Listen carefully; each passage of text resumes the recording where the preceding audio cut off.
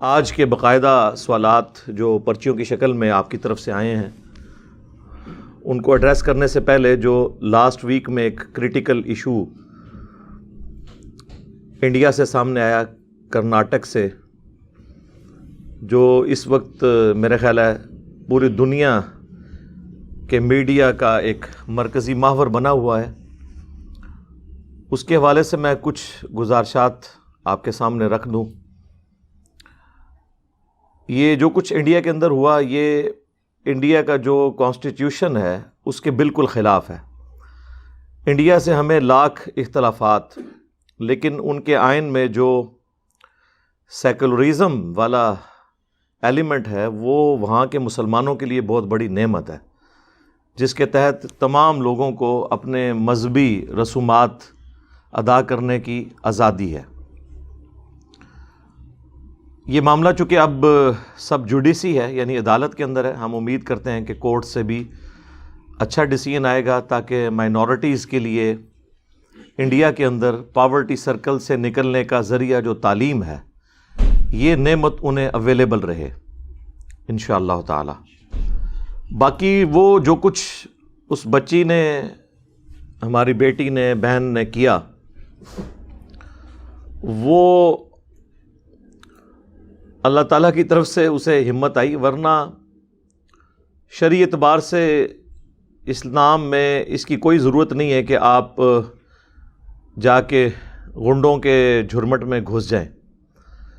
تو وہ خود تو بیچاری گھسی بھی نہیں تھی، اسے انہوں نے گھیر لیا، اور پھر اس کا اپنا بیان ہے کہ میں نے اپنے ڈر کو اوور کم کرنے کے لیے اللہ اکبر کا نعرہ لگایا۔ شکر ہے کسی بزرگ بابے کا نعرہ نہیں لگا دیا، اللہ اکبر کا نعرہ لگایا۔ تو ویسے اس طرح کی کبھی سچویشن آ جائے تو اللہ تعالیٰ کی طرف سے اس بچی کو ہمت ملی، اور وہاں پہ حالات بھی فیوریبل تھے میڈیا کی وجہ سے۔ ادروائز اس سے پہلے بھی کچھ بچیوں کے ساتھ اسی یونیورسٹی میں انہوں نے ان کو ہراساں کرنے کی کوشش کی، اور وہ بتا رہی تھی کہ وہ کلاس میں بیٹھی ہوئی رو رہی تھی۔ قرآن حکیم میں تو اس طرح کے جاہلین کے بارے میں آیا، وَإِذَا خَاطَبَهُمُ الْجَاهِلُونَ قَالُوا سَلَامًا، جب کبھی جاہلوں سے واسطہ پڑے تو آپ نے ان سے کنی کترا کے گزرنا ہے، دور سے ہی بس سلام والا معاملہ۔ خصوصاً عورت ذات کے لیے تو اس چیز کا اہتمام کرنا زیادہ ضروری ہے۔ یہ چونکہ اسپیسیفکلی ایک سچویشن ایسی آ گئی کہ اسے گھیر لیا، تو اس کے پاس تو کوئی چارہ نہیں تھا۔ ادروائز مستقبل میں بھی انڈیا ہو، پاکستان ہو، میں اسلامی بہنوں سے ریکویسٹ کروں گا کہ مردوں کا جہاں پہ اس طرح کا معاملہ ہو اس میں گھسنے کی ضرورت نہیں ہے۔ خدا نخواستہ وہ کوئی اور ایکٹیویٹی پرفارم کر دیتے تو اس وقت ہم اور بیٹھ کے رونا رو رہے ہوتے۔ تو دلیری کے اندر اور بیوقوفی کے اندر بڑی باریک سی لائن ہوتی ہے، اس کا خیال رکھنا ضروری ہوتا ہے۔ اس اینگل سے بھی چیزوں کو دیکھا جانا چاہیے۔ اچھا، یہ جو جاہل قسم کی جذباتی نوجوان ہے نا، چاہے وہ ہندوؤں میں ہوں جنہوں نے یہ حرکت کرنے کی کوشش کی وہاں پہ، خواہ پاکستان میں ہو جس کا آپ نے عملی مظاہرہ جو ہے وہ سیالکوٹ انسیڈنٹ میں تو خصوصاً دیکھا، اس کے علاوہ بھی وقتاً فوقتاً یہاں کے نوجوانوں کی برکات بھی آپ کو حاصل ہوتی رہتی ہیں۔ یہ جو جاہل طبقہ ہے نا جی، مسلمانوں کا ہو، ہندوؤں کا ہو، مینٹالٹی ایک ہی ہوتی ہے، اور یہ کسی بھی ریلیجن کے ریپریزنٹیٹیو نہیں ہوتے، نہ اس کی بنیاد کے اوپر کسی مذہب کے اوپر یا دین کے اوپر حملہ کرنے کی ضرورت ہے۔ یہ میں اس لیے خصوصاً عرض کر رہا ہوں کہ سوشل میڈیا کے اوپر بعض اوقات پھر اس طرح کے واقعات کے بعد لوگ ایک دوسرے کے ریلیجن کو ملائن کرنا شروع کر دیتے ہیں۔ دنیا میں جتنے بھی ریلیجن ہیں، ٹوٹی پھوٹی فارم کے اندر سوشل ایتھکس، سوشل ویلیوز ان کے اندر کامن ہے۔ کوئی بھی دین اس چیز کی اجازت نہیں دیتا، کوئی مذہب اس چیز کی اجازت نہیں دیتا کہ آپ اس طریقے سے زبردستی اپنی مرضی کسی کے اوپر تھوپیں۔ اور اسلام تو واضح کہتا ہے لا اکراہ فی الدین، دین قبول کرنے کے معاملے میں کسی کے اوپر جبر نہیں ہے۔ اس کا دوسرا معنی جو لوگ لے لیتے ہیں بعض اوقات کہ جی جو مسلمان ہو چکا ہے اب اسے نماز پڑھنے کی ضرورت نہیں ہے، نہیں، یہ معنی غلط ہے۔ اس نے اپنے اوپر تو پابندی کرنی ہے. اس کا معنی یہ ہے کہ آپ نے زبردستی کسی کو اسلام کے دائرے میں داخل نہیں کرنا، اور نہ آپ کا یہ کام ہے کہ آپ لوگوں سے زبردستی داڑیاں رکھوائیں، زبردستی حجاب کروائیں یا اتروائیں. یہ آپ کا کام نہیں ہے. ترغیب دلائیں گے. اس طرح کی کوئی رسپانسبلٹی ہے تو وہ گھر کے سربراہ کی ہے کہ وہ اپنی کمیونٹی کے اندر اپنے گھر والوں کے اوپر نگہبان بنایا گیا. باقی یہ پبلک کے اوپر اپنی مرضی، اپنا فرقہ تھوپنے کی اسلام میں قطعاً کوئی اجازت نہیں ہے. اچھا، مسلمان جو بچیاں ہیں ان کے حجاب کے حوالے سے میں یہاں پہ تھوڑی ڈسکشن اس موقع کو غنیمت جانتے ہوئے کر لوں. باقی تو اس واقعے سے اور کیا نکالنا ہے اس میں. اب میں نے تو یہ نہیں کہنا کہ آپ جناب لڑائی جھگڑا شروع کر دیں، اس میں سے کچھ لرن بھی تو کرنا ہے نا. آپ دیکھ رہے ہیں کہ اس مسلمان بچی کی فیور میں لوگ سوشل میڈیا کے اوپر پوسٹیں لگا رہے ہیں. وہ لوگ بھی لگا رہے ہیں جو خود لوگوں کی بہنوں کو، بیٹیوں کو کالجز اور یونیورسٹیز کے باہر یا اندر تنگ کرتے ہیں. وہ بھی جو ہے نا اس وقت بچی کے حق میں بول رہے ہیں. تو وہ اپنا بھی گریبان ذرا جھانک کر دیکھیں کہ اس کے بعد کیا انہوں نے اس سے کوئی عبرت پکڑی ہے، کوئی توبہ کی ہے. یہ پتہ چل جائے گا. یہ کل آ رہا ہے نا، 14 فروری ہے نا 2022، ویلنٹائن ڈے. تو پتہ چل جائے گا یہ اسلامی بھائیوں اور بہنوں نے کتنی عبرت اس واقعے سے پکڑی ہے. پریکٹیکلی تو یہ ہے نا، کارٹون بنتے ہیں گستاخانہ، تو اس کے بعد مسلمان نبی علیہ السلام کی سیرت پہ تو عمل کرنا کوئی نہیں شروع کرتے. البتہ آپ گالی گلوچ ان سے کروا لیں، غصہ ٹھنڈا کروا لیں، اس طرح کی ایکٹیویٹیز وہ پرفارم کرتے ہیں. یہاں پہ بھی رزلٹ تو یہ ہونا چاہیے کہ یہاں پہ جو مسلمانوں کی بچیاں ان کے ساتھ اظہار یکجہتی کر رہی ہیں تو وہ بھی حجاب کی طرف آئیں، اس کو سیریس لیں، پریکٹسنگ مسلمان بنیں. بچے جو ہیں وہ پریکٹسنگ مسلمان بنیں، اور یہاں پر بہنوں کی اور بیٹیوں کی عزت کی حفاظت کریں. یہ رزلٹ اس میں سے نکلنا چاہیے نا.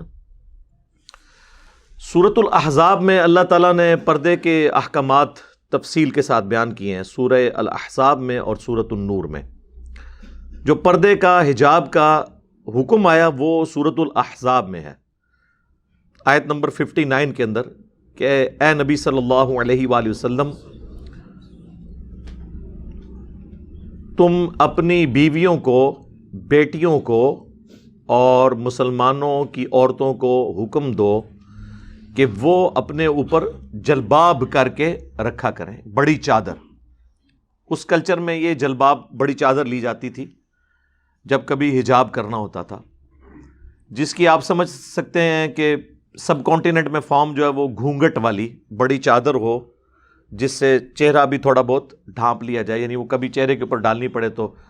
اب ہر وقت تو نہیں، اب مردوں میں سے اگر گزر رہی ہیں تو اس وقت وہ چہرہ ڈھانپ لیں، اور جب وہ ویسے کسی ایسے راستے پہ، ظاہر اس زمانے میں تو کوئی کیمرہ اس طرح کی چیزیں نہیں تھی تو ٹھیک ہے چہرہ ان کا کھلا ہوا ہو، لیکن جیسے ہی مردوں میں آئے تو وہ چہرہ ڈھانپ لیں. اس بڑی چادر کا یہ فائدہ ہوتا ہے.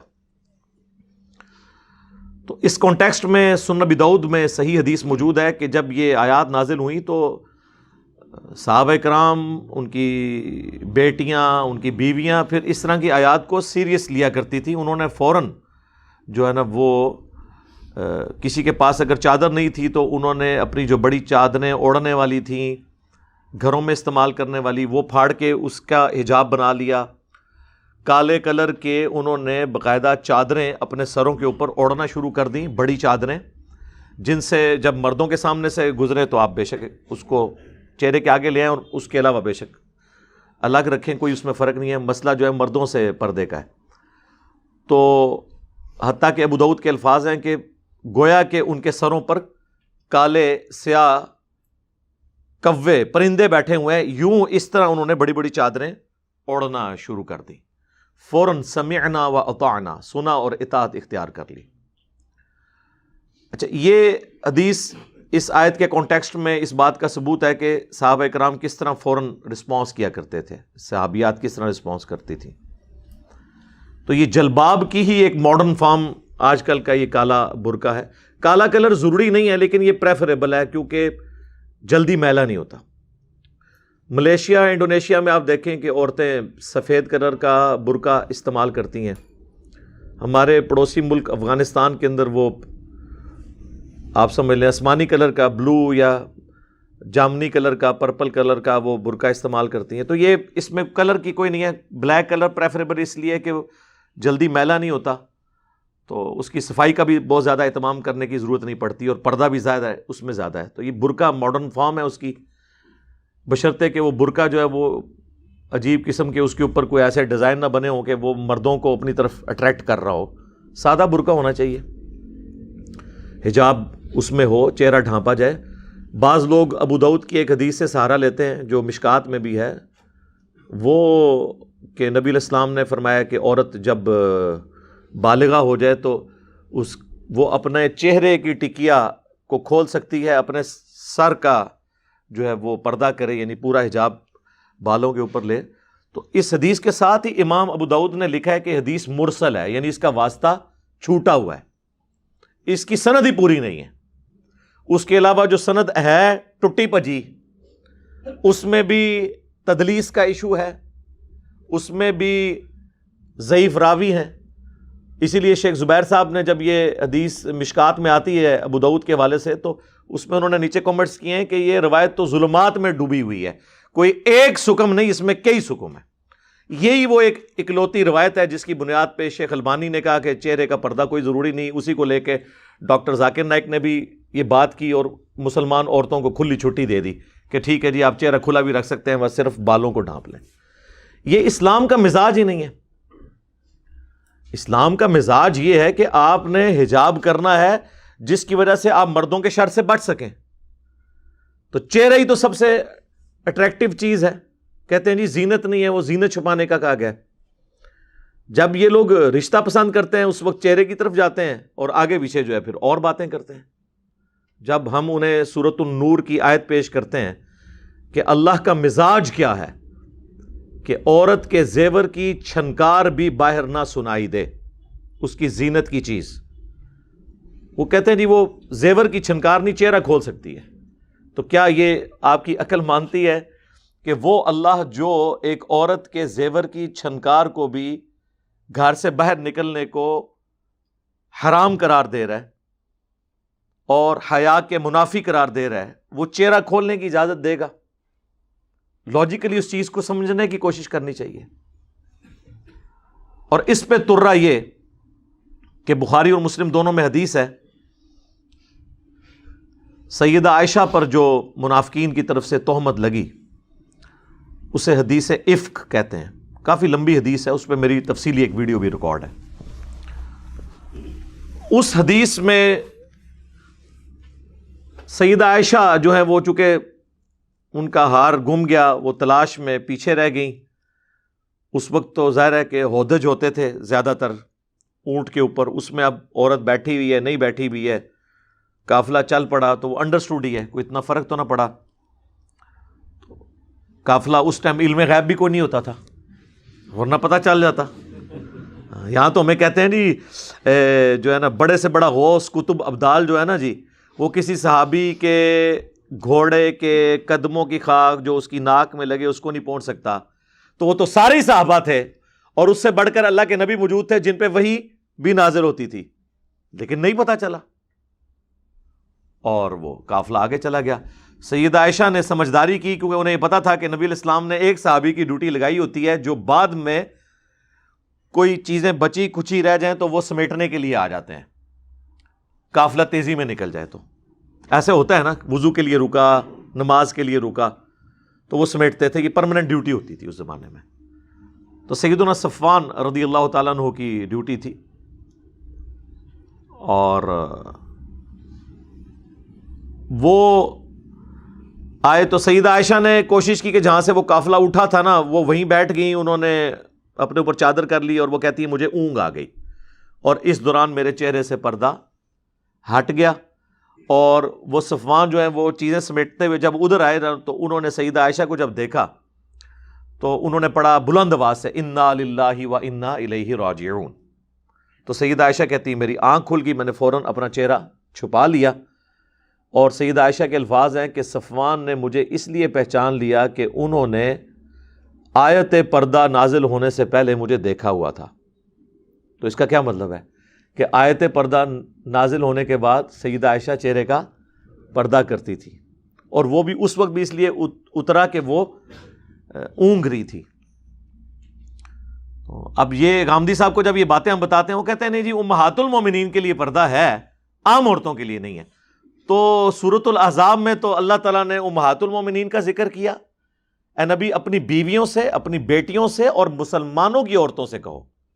دوسری بات, اس امت کے لیے رول ماڈل امہات المومنین رضی اللہ عنہن اور سیدہ فاطمۃ الزہرا رضی اللہ تعالی عنہا وسلام اللہ علیہا ہوں گی یا کوئی اور ہوگا؟ وہی ہوں گی. تو اس طرح کے اسکیپ روٹس کو تلاش کرنا یہ بڑی سخت زیادتی والی بات ہے. جن عورتوں کو حجاب کرنے میں شرم و حیا محسوس ہوتی تھی ان کے لیے اب بڑا آسان ذریعہ ہے کہ وہ میڈیکل ماسک یوز کر لیں. اور میں یہ بتاؤں آپ کو, یہ دوسرے حجاب سے بھی بہتر ہے اس حوالے سے کہ یہ ڈھیلا نہیں ہوتا. ایک بار آپ کانوں کے سائز پہ چڑھا لیں, دیٹس آل. اور یہ وہ حجاب ہے جو آپ سے گورا بھی نہیں اتروا سکتا. جہاں پہ حجاب پہ پابندی بھی ہوگی وہ نہیں اتروا سکتے. یہ تو آپ کا ایک ایشو ہے نا. اور میڈیکل ماسک بھی بلیک کلر میں بھی آئے ہوئے ہیں, بلو کلر میں, آپ جو مرضی استعمال کریں, کپڑے کا ماسک استعمال کریں.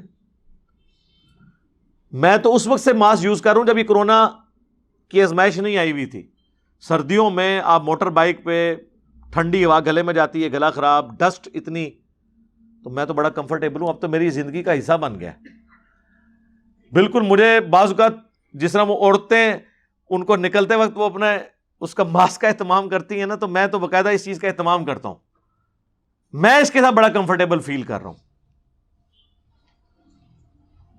تو جن عورتوں کو شرم و حیا آتی ہے نا, تو ان کے لیے یہ اللہ تعالیٰ نے ان کو ایک اسکیپ روٹ دے دیا ہے, وہ اس کے ذریعے کریں. اور اس پہ ٹینشن لینے کی بھی ضرورت نہیں, ثواب آپ کو تب بھی ملے گا انشاءاللہ تعالیٰ. یہ ظاہر اللہ تعالیٰ نے حکمت سجائی ہے کہ میں نے آپ کے سامنے ایک بات رکھ دی ہے. قرآن حکیم اپنے احکامات کے اندر بالکل واضح ہے. اس قدر سختی ہے کہ مؤمن مردوں کو حکم دو, سورۃ النور میں آیا, پہلے مردوں کو حکم آیا کہ اپنی نگاہوں کو نیچی رکھیں اور اپنی شرمگاہوں کی حفاظت کریں. اور پھر مومنات عورتوں سے بھی کہو کہ وہ اپنی نگاہوں کو نیچا رکھیں اور اپنی شرمگاہوں کی حفاظت کریں. تو قرآن حکیم تو اپنے عقائد و نظریات کے اندر بڑا واضح ہے. اور اللہ کے محبوب صلی اللہ علیہ وآلہ وسلم نے اس میں کس لیول کی سختی فرمائی ہے. آپ صلی اللہ علیہ وآلہ وسلم سے اچانک اٹھ جانے والی نگاہ کے بارے میں پوچھا گیا, صحیح مسلم میں حدیث ہے. تو آپ نے فرمایا کہ مجھے میرے رب نے یہ حکم دیا ہے کہ اگر میری اچانک نظر پڑ جائے غیر محرم پہ تو میں فوراً اسے ہٹا لوں. یعنی یہ مٹکا لگانا یا تاڑنا, ایک کنسنٹریشن کے ساتھ دیکھنا غیر محرم کو, یہ حرام ہے. اور اس کے لیے یہ شرط نہیں ہے کہ اس کا چہرہ کھلا ہے یا نہیں کھلا, چاہے وہ پردے میں بھی ہے, مرد اسے دیکھ نہیں سکتا. ظاہر وہ بری نیت سے ہی دیکھ رہا ہوگا نا. تو میرے رب نے مجھے حکم دیا کہ میں فوراً نگاہ ہٹا لوں. اسی کی وہ انٹرپریٹیشن کی جاتی ہے نا جی, پہلی نگاہ معاف ہے. پہلی نگاہ سے مراد قطعاً یہ نہیں ہے کہ کوئی شخص نگاہ ڈالنے کے بعد کہ جی ڈالی, جب تک پلک نہ جھپکوں گھر تک چھوڑ کے آؤں, نعوذ باللہ, نہیں. پہلے سے مراد ہے کہ آپ کو آئیڈیا ہو, چاہے آپ کی نظر پڑی یا نہیں پڑی, آپ نے اپنی نگاہ کو پیچھے رکھنا ہے. اور ظاہر یہ مشکل کام ہے, خصوصاً جو لوگ کاروبار کے ساتھ منسلک ہیں تو انہوں نے اپنی نگاہوں کی تو حفاظت کرنی ہے جی. وہ اب اپنے معاملات کو خود دیکھیں احتیاط کے ساتھ. جامعہ ترمذی میں حدیث ہے کہ جہاں دو اجنبی مرد و عورت اکٹھے ہوں تیسرا شیطان ہوتا ہے. یہاں پہ جناب منہ بولے بھائی اور منہ بولی بہنیں اور عجیب تماشا لگا ہوا ہوتا ہے. اور کالجز میں اور یونیورسٹیز میں جس طریقے سے ایک فرینکنس والا ماحول کر دیتے ہیں کو ایجوکیشن کے اندر, آخری درجے تک کو ایجوکیشن تو اوائڈ کرنی چاہیے, لیکن اگر کہیں بہت مجبوری ہے کم از کم اختلاط نہیں ہونا چاہیے, آخری درجے تک بچنے کی کوشش کریں. لیکن یہاں تو ٹیچرز جو ہیں وہ بری نگاہیں رکھے ہوتے ہیں, اسٹوڈنٹس کو تو آپ چھوڑ دیں, اتنے برے حالات ہیں. چاہے وہ کالجز کے ہوں یا علماء کرام ہوں مدارس کے, ان کی تو ویڈیوز بھی آ چکی ہیں ثبوت کے طور پہ. تو اللہ تعالیٰ ان کے شر سے مسلمانوں کو بچائے اور انہیں بھی ہدایت دے اور مسلمانوں کو بھی ہدایت دے، آمین۔ ایک اور حدیث ہے المعجم الکبیر طبرانی کے اندر اور سلسلہ احادیث صحیحہ میں شیخ البانی نے نقل کی ہے کہ اللہ کے محبوب صلی اللہ علیہ وآلہ وسلم نے فرمایا کوئی شخص کسی غیر محرم کو ہاتھ لگائے، صرف ہاتھ لگائے، اس سے بہتر ہے کہ اس کے سر میں لوہے کی کیل ٹھونک دی جائے۔ اس کا عذاب جو ہے وہ کم ہے کیل ٹھونکنے کا، لیکن اس کا جو عذاب ہے وہ اس سے بڑھ کر ہونے والا ہے، وَلِعَوْذُ بِاللَّهِ تعالی۔ تو اس لیے یہ ان چیزوں کو معمولی نہیں سمجھنا چاہیے اور سیریس ان چیزوں کو لے کے اپنے کردار کے اندر اصلاح پیدا کرنی چاہیے۔ اس طرح کے جو واقعات ہوتے ہیں اس کے بعد اس میں سے کچھ نکالنا بھی چاہیے۔ صرف چیخ لینے سے کچھ نہیں ہوگا کہ جی بڑا ظلم ہو گیا، یہ ہو گیا، ہم یہاں پہ کیا کر رہے ہیں یہ کل پتہ چل جائے گا۔ ویلنٹائن ڈے کے اوپر آپ دیکھ لیں گے مسلمانوں کی حرکتیں۔ تو جب آپ خود اس قسم کی ایکٹیویٹیز پرفارم کر رہے ہیں تو آپ غیر مسلموں سے کیا توقع کریں گے کہ وہ مسلمانوں کی بچیوں کو، بیٹیوں کو، بہنوں کو عزت دیں گے؟ ناٹ ایٹ آل، کبھی بھی نہیں دیں گے۔ تو ہمیں سب سے پہلے تو اپنے گھر کی صفائی کرنی چاہیے نا جی، پھر دوسروں کو گلا اور شکوہ کرنا چاہیے۔ سوشل میڈیا کے اوپر بھی اس حوالے سے نظر رکھیں۔ سوشل میڈیا پازیٹیو چیز بھی ہے، ہماری دعوت کا تو مین سورس ہی سوشل میڈیا ہے، لیکن اس میں جو نیگیٹو چیزیں ہیں ان کو بھی اوائڈ کرنے کی ضرورت ہے۔ اس کے اوپر تو حکومتی لیول کے اوپر جو پاکستان ٹیلی کمیونیکیشن اتھارٹی بنی ہوئی ہے اس کو چیک رکھنا چاہیے کہ اس طرح کی پورن ویب سائٹس یا ویڈیوز انہیں بین کیا جائے تاکہ مسلمانوں کو فتنے سے بچایا جائے۔ باقی انڈیا کے واقعے سے ایک اور عبرت بھی حاصل ہوئی ہے اس حوالے سے کہ آپ کو پاکستان کی قدر بھی آئی ہوگی۔ ظاہر ہے کہ یہاں تو ہم میجورٹی میں ہیں، اس طرح کے ایشوز سے بہت کم واسطہ پڑتا ہے، آرگنائز نہیں ہوتا، انڈیویجول کوئی ایکٹیویٹی پرفارم کرے۔ اور باقی دنیا تک بھی یہ میسج پہنچا ہے کہ جو امن میں ہے، خواہ وہ یورپ میں ہے، امریکہ میں ہے، دوسرے ملکوں کے اندر، وہ اللہ کا شکر ادا کریں۔ اس وقت یہ جو عذاب مودی کی شکل میں نازل ہوا ہے انڈیا کے اوپر، جو انڈیا کی بھی بدنامی کا باعث ہے، اور بالکل وہی ایک کٹر قسم کی مذہبی اپروچ جس کی وجہ سے مسلمان جو ہے وہ پوری دنیا کے لیے مصیبت بنے ہوئے ہیں، ان جذباتی چند لوگوں کی وجہ سے، وہی تکلیف اس وقت ہندوستان کے اندر ہے۔ 90 کروڑ کے قریب تو ہندو موجود ہیں، اور ان کے اندر یہ اب اس طرح کی حکومت آ گئی ہے کہ جو دوبارہ سے وہ ہندوازم کو اجاگر کرتے ہوئے باقیوں کا جینا بھی محال کیے ہوئے ہیں۔ حالانکہ پاکستان میں آپ دیکھیں کہ سندھ کے اندر کافی ہندو رہ رہے ہیں، اور مسلمان اور ہندو اکٹھے رہتے ہیں، کوئی اس طرح کی ایکٹیویٹیز آپ کو سننے میں نہیں ملتی۔ اللہ کا شکر ہے کہ آزادی ہے سب کو اپنے دین کے مطابق چلنے کی۔ تو جو کچھ بھی ہے ہم صرف علمی اختلاف کر سکتے ہیں کسی کے ساتھ، اپنی مرضی کسی کے اوپر تھوپ نہیں سکتے۔ اور آج کے ماڈرن ورلڈ میں تو یہ کوئی طریقہ ہی نہیں کہ اس سے صرف پبلک کو آپ متنفر کروائیں گے، ادروائز دین کی کوئی خدمت نہیں ہوگی۔ ایک اور چیز جو یعنی بڑی ہمارے لیے شرمندگی کا باعث بنی کہ جب یہاں سے لوگوں نے آواز اٹھائی اس حوالے سے، تو ادھر سے اس کا جواب یہ ہے کہ ہم تو بس زیادہ سے زیادہ ہراساں ہی کر رہے ہیں نا، آپ نے تو ایک سری لنکن شہری کو قتل ہی کر دیا ہے، ڈنڈے مار مار کے، اور اس کی لاش کو آگ لگا دی۔ تو یہ دیکھیں اب دنیا یہ بھی دیکھ رہی ہوتی ہے چیزیں۔ واقعی اگر اس دونوں واقعات کی انٹینسٹی دیکھی جائے تو پاکستان میں ہونے والا واقعہ زیادہ شرمناک واقعہ ہے، جس کی ہیٹ ہم شاید کئی سالوں تک ابھی محسوس کریں گے۔ اور اب وہ دوبارہ تو مجھے پتہ ہی نہیں کہ اس واقعے کا کیا بنا۔ بہرحال میں نے سیالکوٹ جب رابطہ کیا تو مجھے تو یہ پتہ چلا کہ وہ جو انہوں نے بندے پکڑے ہوئے تھے نا، وہ جیل میں بھی، حوالات کے اندر بھی وہ جناب وہ محفل میلاد کر رہے ہیں اونچی آواز میں، صلاۃ والسلام اور قرآن پاک کی تلاوت، اور وہ وہاں کے جو ڈیوٹیز پہ ہیں لوگ وہ بھی بیچارے پریشان ہیں کہ یار ہم پتہ نہیں کوئی اللہ کے نیک بندوں کو پکڑ کے لے آئے ہیں۔ بس اتنا سارا ہمارا ایک سمجھ لیں عقل کا معیار ہے کہ ہم کس طرح جذباتی ڈاکٹرن کے اوپر چل رہے ہوتے ہیں۔ یہ ہمارا کرائٹیریا ہے. ان مجھے خود بتایا انہوں نے. تو خدا کے لیے اس مذہبی طبقے کی داڑھیوں سے، ان کی پگڑیوں سے، ان کے مذہبی ایکٹیویٹی سے دھوکہ نہ کھائیں. جب ان کو موقع ملے گا یہ آپ کو ڈسیں گے.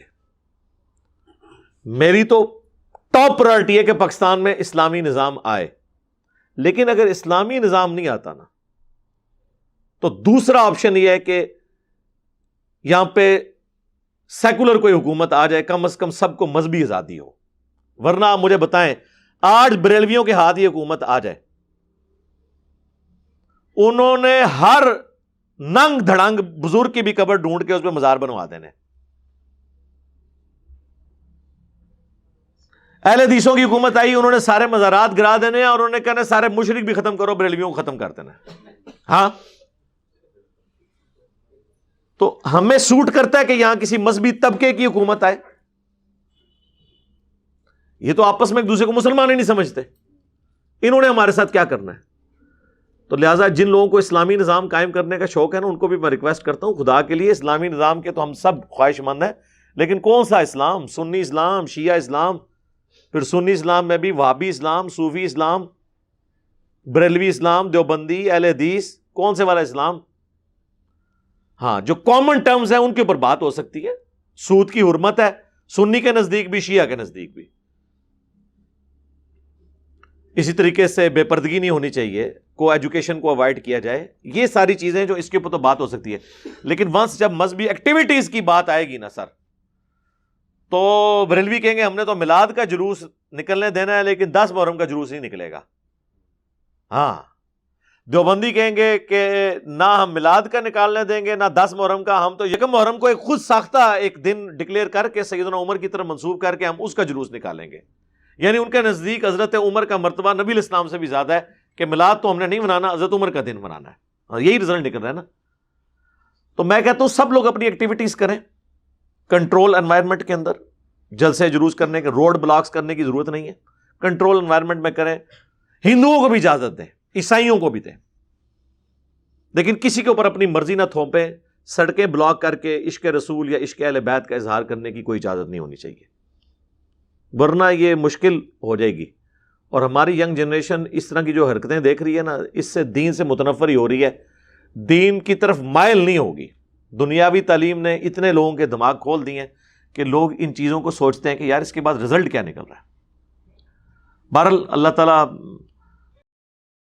انڈیا کے جو مسلمان ہیں ان کے لیے آسانی والا معاملہ کرے، خصوص بالخصوص جو کشمیر کے مسلمان ہیں انڈیا میں اور بھی پوری دنیا کے اندر جہاں پہ مسلمان پس رہے ہیں، ہم ان کے لیے دعا کرتے ہیں. چائنا میں، عراق میں، افغانستان کے اندر، فلسطین کے اندر اللہ تعالیٰ ان کی عزت، آبرو، جان اور مال کی حفاظت فرمائے، اور اللہ تعالیٰ ہمیں اپنی موت سے پہلے قبر و آخرت کی تیاری کرنے کی توفیق عطا فرمائے. اپنے مسلمان بھائیوں کے ساتھ ان کی اخلاقی سپورٹ جاری رکھنے کی توفیق عطا فرمائے. آمین. صلو علی محمد و آل محمد. اللہم صلی علی محمد وعلی آل محمد و اصحاب محمد اجمعین الی یوم الدین. آمین.